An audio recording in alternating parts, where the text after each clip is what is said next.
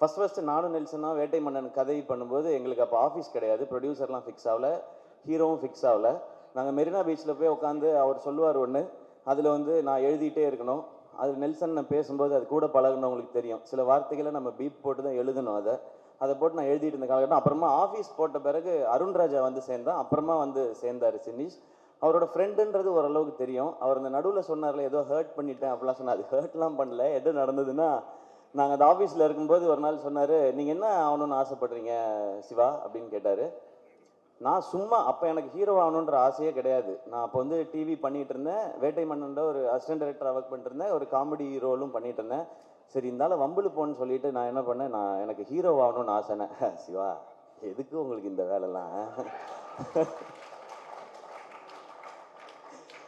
நீங்கள் உங்களுக்கு இந்த டைமிங் நல்லா வருது, அதனால அப்படியே அந்த சைடில் காமெடி ரோல் இந்த மாதிரி ஏதாவது ஒன்று ஆசைப்பட்டீங்கன்னா ஓகே. நான் சும்மா இல்லாமல் ஏன் நாங்கள்லாம் ஆகக்கூடாது பாருங்க, தேவையில்லாத வேலை பார்க்குறீங்க நீங்கள்.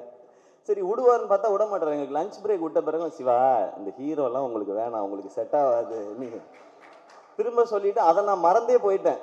நான் ஹீரோ ஆன பிறகு இவருக்கு எங்கேயோ தோணி இருக்கு போல, இவரா சம்மந்தமே இல்லாமல் ஒரு 4 வருஷம் கழிச்சு அன்னைக்கு பேசுனது எதுவும் நீங்கள் மனசில் வச்சுக்காதீங்க, நான் மறந்துட்டேன் அந்த மேட்டரே. அதுக்கப்புறம் இதெல்லாம் நடந்துச்சு. ஸோ அந்த காலகட்டத்தில் நடுவில் எல்லாரும் பிஸி ஆகிடுவோம்ல, அதில் நான் பேசாமல் இருந்தது இவர் மேலே கோபமாக இருக்கதா இன்னைய வரைக்கும் நினச்சிக்கிட்டு இருக்காரு, நான் ஹர்ட் பண்ணிட்டேன் அப்படின்னு சொல்லி.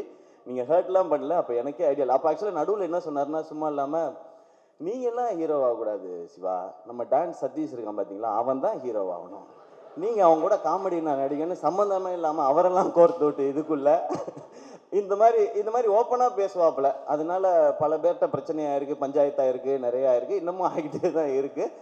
இந்த மாதிரி வெளிப்படையாக பேசக்கூடிய சினிஸை நீங்கள் எப்படி ஹேண்டில் பண்ண போகிறீங்கன்றதான் உங்களுடைய சேலஞ்சாக இருக்கும்னு நினைக்கிறேன்.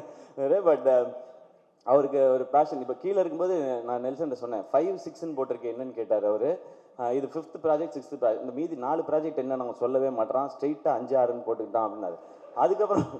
அதுக்கப்புறம் அவன் பேசும்போது இந்த வருஷம் 2 படம், அடுத்த வருஷம் 2 படம் அனௌன்ஸ் பண்ணுறோம், அதுக்கப்புறம் சீரீஸ் அனௌன்ஸ் பண்ணுறோம். இவன் எல்லாம் அனௌன்ஸ் பண்ணுறோன்னு மட்டும்தான் சொல்கிறான், எப்போ ரிலீஸ் பண்ணுறோன்னு சொல்கிறானா பாருன்றாரு அவர்.